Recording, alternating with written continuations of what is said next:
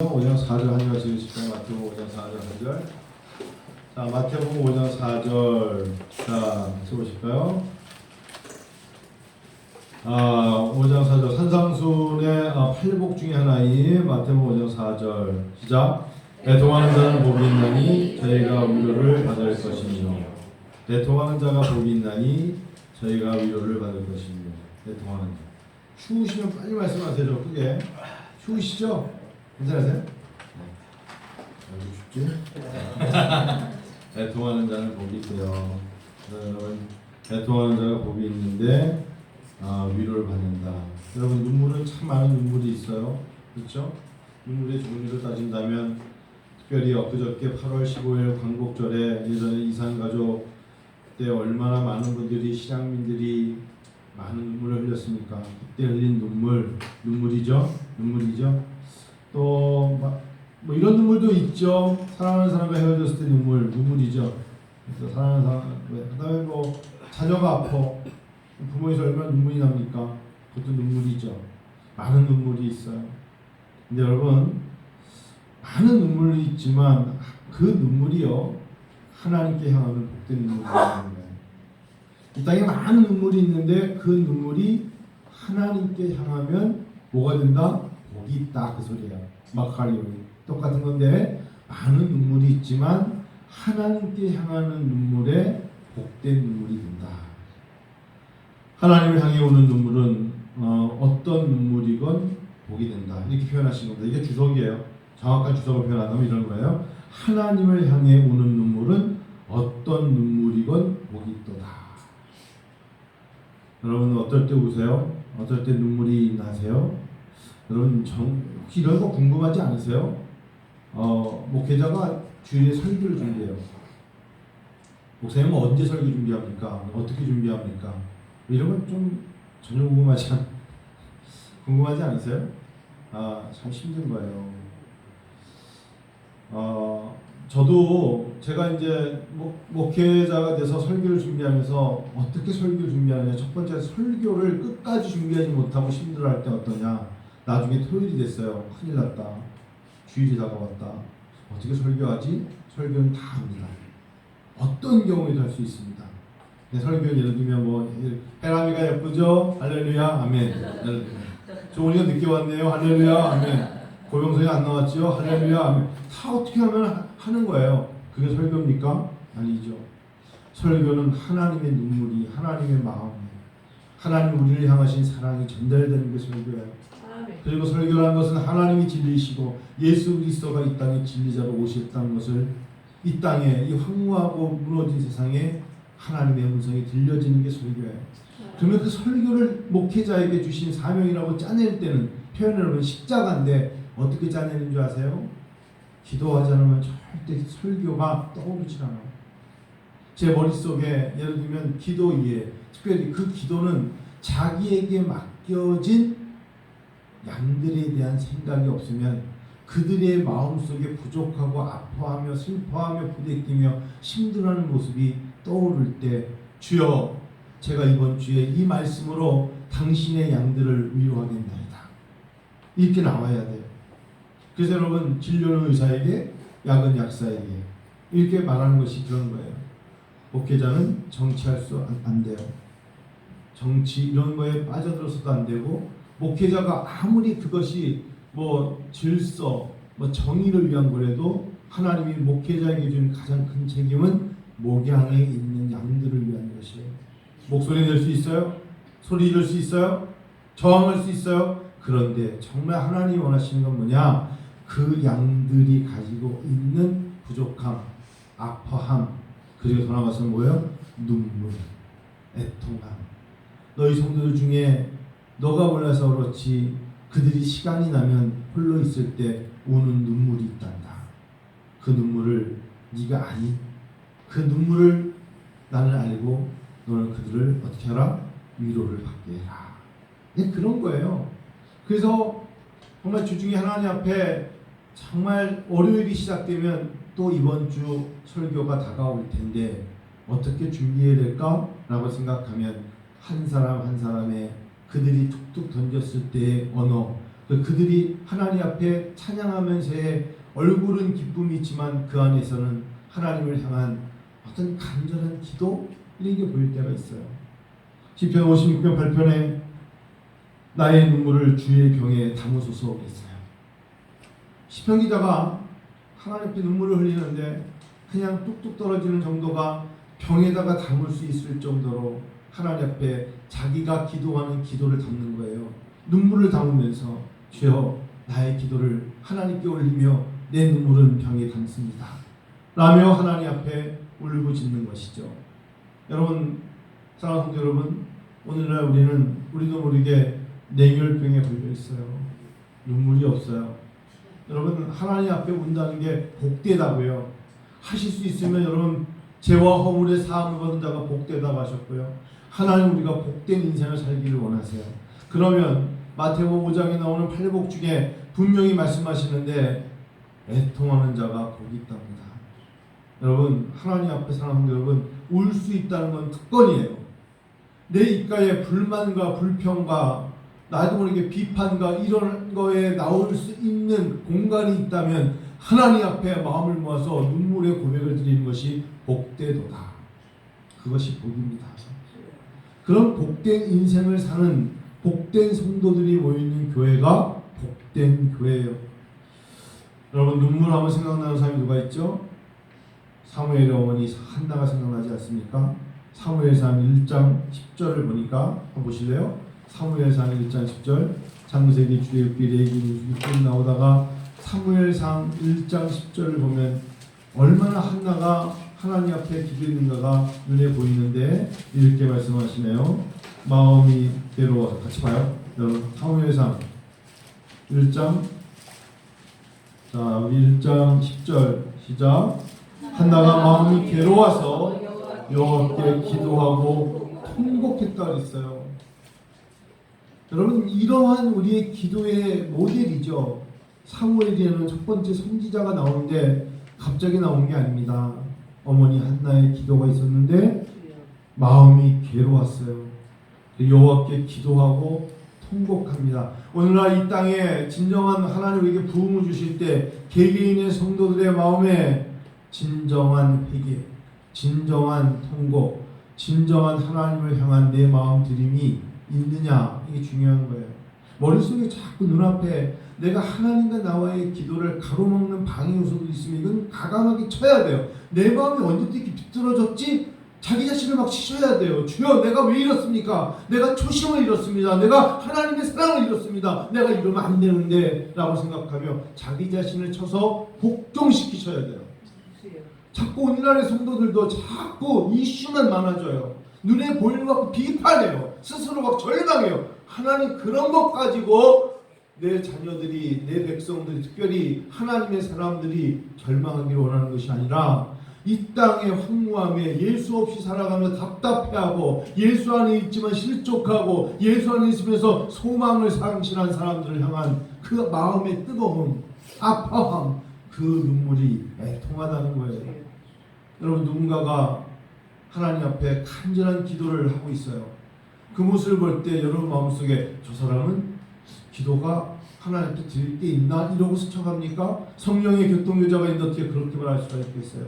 성령 안에 성령이 내주하심으로, 성령이 말하시는 탄식으로 함께 기도하기 원할 때 우리가 어떻게 기도해야 됩니까? 하나님, 우리가 중보합니다. 우리가 하나님 같은 마음으로, 같은 영 안에서, 성령 안에서, 같은 하나님 안에서, 같은 주 안에서 하나님 앞에 기도하나이다. 그래야 되지 않겠어요? 마음이 괴로워하는 이 한나의 기도, 하나님은 응답하시지 않습니까? 우리도 모르게 우리는 살아가면서 스스로 비웃고 있어요.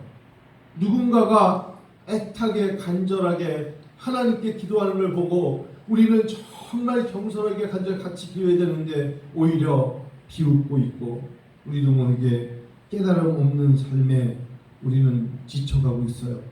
하나님, 우리가 그러지 않기를 원해요.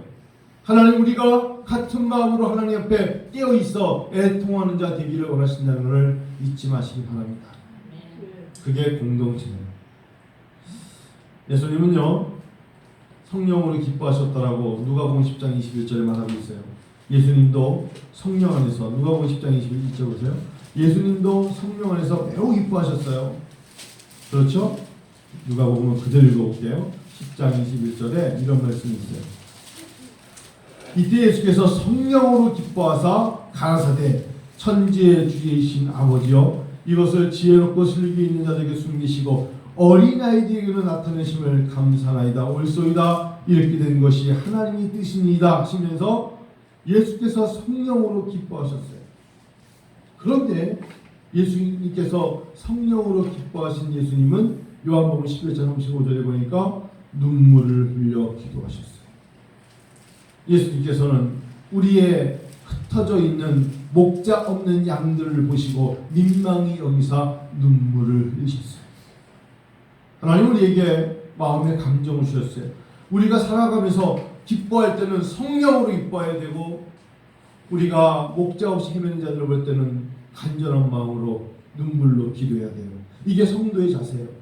다시요. 하나님의 성령이 나에게 충만히 부어주셔서 말씀으로 충만할 때는 성령으로 충만할 때는 기뻐하시고요. 그러나 나도 모르게 내 주변의 사람들이 소망 없이 예수 없이 방황하는 모습을 볼 때는 슬퍼해야 되는 것이 성도의 자세입니다. 그런 자가 흘리는 눈물, 그 눈물이 복되다 말입니다. 하나님 앞에 그런 눈물을 하나님께 보여드릴 때 하나님 기뻐하세요. 아더 핑크라는 분이 쓴 제 산상수훈이라는 책이 있는데 아더 핑크라는 분이 제게 이렇게 썼어요. 하나님을 가까이 할수록 하나님의 영광을 가리는 것들이 보일 때 나는 애통하게 된다. 그러니까 하나님을 가까이 하면 기쁨과 즐거움과 감격만 있는 게 아니라 하나님께로 가까이 갈수록에 내 눈에 보이는 것이 죄가 보이고 하나님께로 가까이 갈수록에 하나님을 멀리하는 자들이 보이고 하나님께로 가까이 갈수록에 하나님의 나라를 구하지 못하는 자들의 모습이 보일 때 애통함이 생긴다는 거예요. 나는 가까이 가고 있으니까 나만 좋으면 돼. 나만 충만하면 돼. 나만 찬양하면 돼. 나만 그런 게 아니라 하나님께로 가까이 갈수록에 하나님이 나에게 해주시는 같은 마음 하나님의 영광을 가리는 것들 때문에 애통하게 되더라. 그래서 여러분 우리는 하나의 지체 같은 거예요. 공동체 같은 거예요. 예수를 믿다가 실족해서 교회 나오지 못하는 자들을 봤을 때 여러분 애통함이 있어야 돼요. 교회를 다니다가 교회를 떠나버린 자들을 봤을 때 하나님 앞에 간절함의 기도가 있어야 돼요. 그럴 때 흘리는 눈물 거기에 뭐가 있더라? 복이 있더라. 김사형제 앞에 찬양 인도하는데 얼굴에는 찬양이 나오는데 가슴에서 울고 있구나 생각이 들어서 벽면 쪽에 몸을 가리고 이러고 있었어요. 하나님 우리 사랑하는 형제를 치료하여 주옵소서. 제가 김사형제한테 그런 얘기했어요. 하나님의 타이밍이 있다. 노래할 때가 있고 찬양할 때가 있고 몸을 마음껏 올릴 때가 있고 눈물 흘릴 때가 있고 하나님의 아슬아슬한 마음을 주실 때가 있고 하나님이 치료하실 때가 있다. 그 하나님의 치료는 너에게 하나님의 애통하는 자가 복이 있나니 위로를 받을 것이라 하신 그 위로함이 올 것이다. 저는 그렇게 믿어요. 그래서 하나님 앞에 내가 어떤 여러분 가끔 가다가 저 형제 저러다 쓰러지는 거 아니야? 뭐 이런 생각이 저렇게 뭐 하나님 앞에 그러한 마음을 가지고 정말 드리고 싶은 거예요. 근데 지금 이제 김사형제가 이제 다음 주 수요일 날 어쩌면 목을 이제 수술 이쪽을 이제 임파선 쪽으로 이제 수술을 해야 된단 말이에요. 자기 나름대로 굉장히 좀 사실은 근데 뭐 그렇게 위험했던 어떤 치료를 하던 나름대로 건강 검진에 의해서 이제 여러 가지 저렇게 보기에는 멀쩡해도 시원찮은가더라고요. 그냥 하나님 앞에 완전히 하나님이 손을 대사 치료해 주셔야 될, 왜냐면 오래전에 교통사고로 사람이 완전히 죽었다 살았기 때문에 하나님께 치료를 받아야 돼요. 그러니까 그래서 마음이 본인은 안 온다 해도 집에 가서 어머니는 아들을 보면서 너무 많이 우니까 울고 계신 어머니를 보면 아들 입장에서 또 자기가 맏아들인데 얼마나 눈물이 나겠어요. 엄마 나는 괜찮아요 해도 엄마는 엄마 입장은 그게 아니잖아요. 자기 아들이 너무너무 아파하는 모습으로 있으면 괴로운 거 아니겠어요? 하나님은 하나님 우리가 그런 마음을 품을 때 주여 여호와를 경외하는 자에게는 의로운 해가 떠올라서 치료의 강선을 부은다 하셨사오니 주여 당신을 찬양하는 아들을 기억하시사 치료하여 주시옵소서. 치료받게 하여 주시옵소서. 내 믿음이 너를 구원할 때 해주시고 하나님과 그런 거 아니겠습니까? 자, 근데 누가 봐도 저 청년은 군인인가 봐. 저렇게 아주 그냥 아주 군대 찬양하듯이 저렇게 그렇지 않아요. 몸이 연약해질 수 있다는 그 아슬아슬함 속에서 하나님이 나에게 또 언제 이렇게 찬양할 기회를 줄 것이냐라는 마음을 가지고 찬양하는 거예요. 여러분 깨워야 돼요. 우리가 깨어져야 돼요. 하나님께 무디면 안 돼요. 무딘 사람들은 불평밖에 안 남아요. 하나님이 나를 툭툭 건드릴 때 바짝바짝 낀다면서 주여 울라고 할 때는 실컷 울어야 돼요. 아 누가 날 쳐다보면 어떡해. 나무이세 혼자 막 울다가 누가 나 보는 거 아니야? 이러면 안 돼. 그러지는 않겠지만 그렇죠? 여러분 우리는 자기도 모르게 누군가를 의식하고 있어요. 누구를 의식하면 돼요? 하나님만 의식하세요. 하나님만 의식하면 돼요. 앞에 사람이 보면 어떻고 저 사람은 무슨 죄가 있어 저렇게 우는가? 그게 세리잖아요. 하나님 나는 죄인입니다.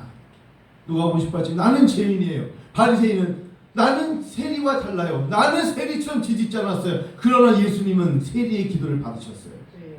하나님 나는 부족해요. 나는 죄인이에요. 나는 부족해. 하나님 앞에 내가 눈물 흘리는 거에 대해서 하나님 받아달라는 그 자세가 하나님이 원하시는 자세예요. 성실하다고 하나님 다 받아주시는 거 아니에요.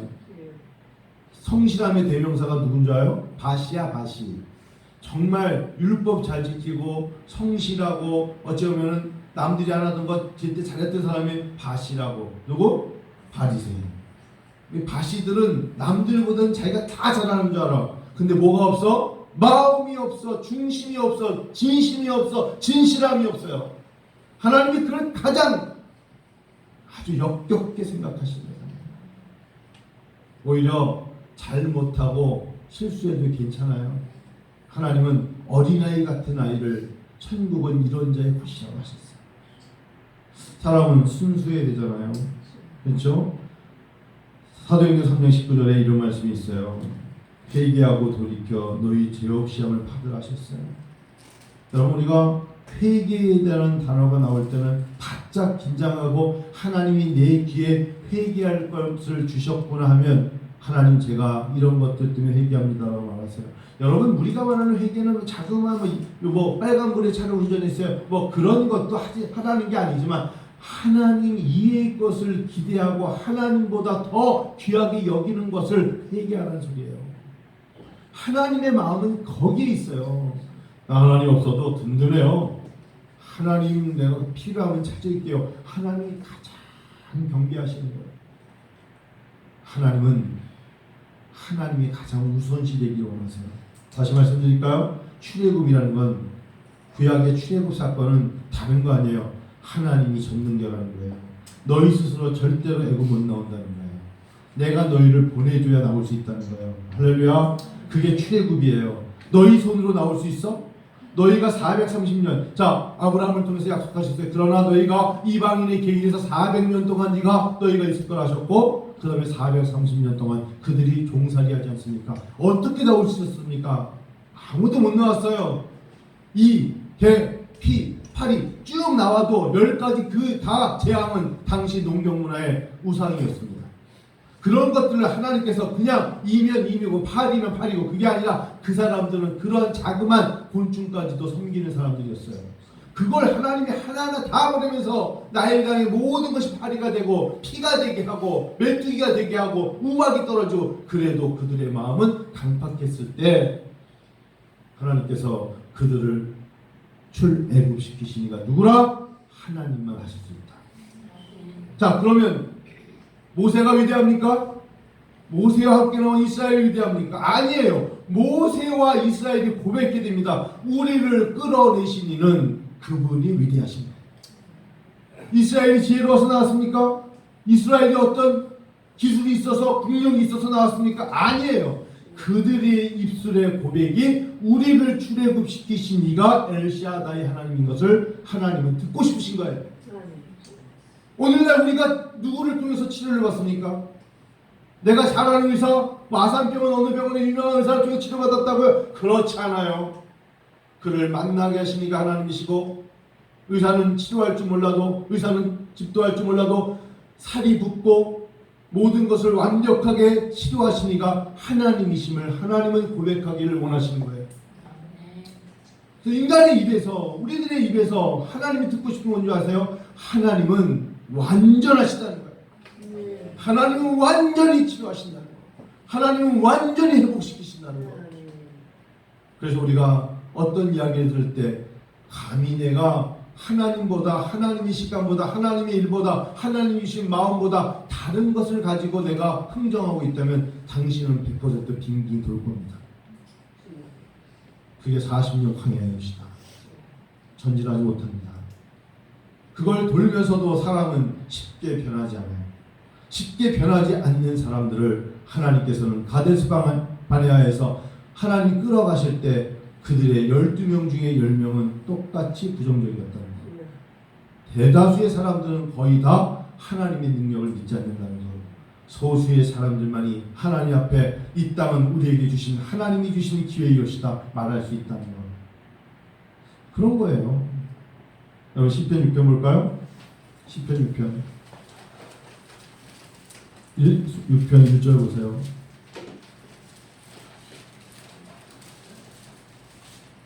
다윗의 시, 참회 시죠. 다윗이 7대 참회 시 중에 첫 번째 나오는 시편 6편입니다.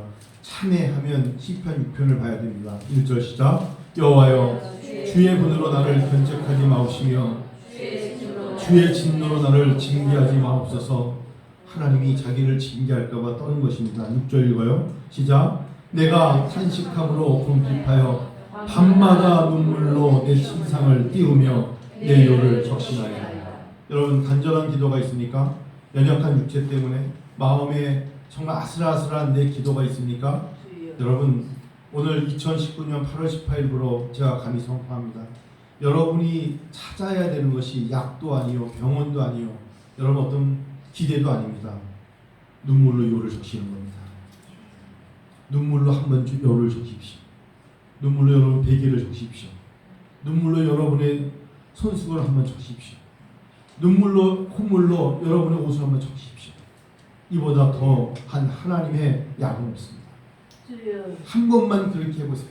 그러고 나서 하나님이 주시는 음성이 있을 겁니다. 그게 짧은 시간 긴 시간이든 눈물로 내 침상을 띄우십시오. 눈물이 주야로 내 음식을 삼아보십시오.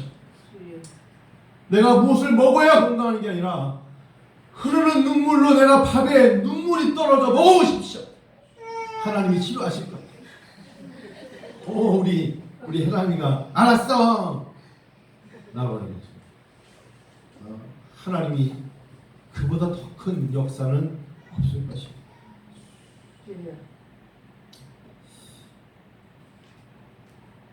그 구절 읽어볼까요? 시작. 여호와께서 내 간구를 들으셨으며 여호와께서 내 기도를 해주십니다. 이거보다 더 큰 복이 있어요? 나의 간절함의 기도가 있어요. 눈물로 기도해요. 애통함으로 기도하는데 저가 위로를 받을 것이다. 애통하며 하는 자의 복이 있는데 기도의 응답을 통하여서 위로를 받는 것보다 더 큰 복이 있어요? 감사하지 않아요? 뭔가 하나님 앞에 결국 하나님 이렇게 넘치게 주실 줄 알았어요. 그보다 더 큰 위로가 어디 있어요? 하나님 주시는 위안, 평안, 감사. 그것을 누리는 자가 복되지 않겠어요? 여러분 2019년 가기 전에 찔끔찔끔 흘리는 눈물 말고 하나님 앞에 울 때는 정말 소리내어 울지 못하더라도 베개의 얼굴을 파묻고 아버지 제 안에 있는 이 기도 제목을 당신께 간구하오니 받아주옵소서. 나는 간절함으로 요를 적실 때 하나님은 인도하시죠. 데이비드 브랜더스의 생애와 얘기란 책을 주중에 읽으면서 눈물을 감추지 수가 없었어요. 이 사람이 델라웨어 그리고 또 코네티컷 그쪽에 있는 복음을 전하러 가면서 이 사람이 치통이 심했어요. 데이비드 브레너드가. 오늘날 여러분 치통이 심하면 얼마나 힘들겠어요. 그 치통을 손으로 붙잡고 하나님 치료해 주세요. 날씨는 추운데 23마일을 걸었습니다. 오늘도 또 걸어가는데 오늘날처럼 뭐 이렇게 내비게이션이 아니라 내가 만났던 그 인디안들을 찾아가는 자의 모습 속에 또 가야 되는데 길을 잘못 들었습니다. 날씨는 추워옵니다. 하나님 모닥불을 펴야겠습니다. 라고 말하는 이 데이비드 브레이너드의 생애와 얘기. 여러분 보세요. 나는 인디언들에게 9월 20일 여러분 1743년 9월 20일 나의 인디언들에게 돌아가는 여정을 계속할 생각이었으나 밤 무렵 심한 치통과 함께 몸이 떨리는 한기를 느꼈고 편안하고 안락한 온기가 회복되지를 않아 온 밤을 고통 중에 보냈다. 그리고 오전에는 아주 심한 고열로 온몸에 고통이 기록되었다. 계속 어려움이 오는 거예요. 이런 상태로 금요일까지 거의 침상에 누워 있을 수밖에 없었다. 거의 대부분 고통이 극심하였으나 하나님의 선하심으로 죽음에 대한 두려움은 없었다. 이때 병상에 누울 때까지 하나님께로 돌아서기를 미루는 일차들의 극심한 나와 그들의 어리석음을 보았다. 이런 때는 분명 영혼을 얘기하기에 적절한 때는 아니다. 금요일 저녁이 되자 갑자기 다소 고통이 가시는 듯했다. 이 사람은 거의 몸이 연약한 거예요. 여러분 제가 표시한 것도 읽어볼게요.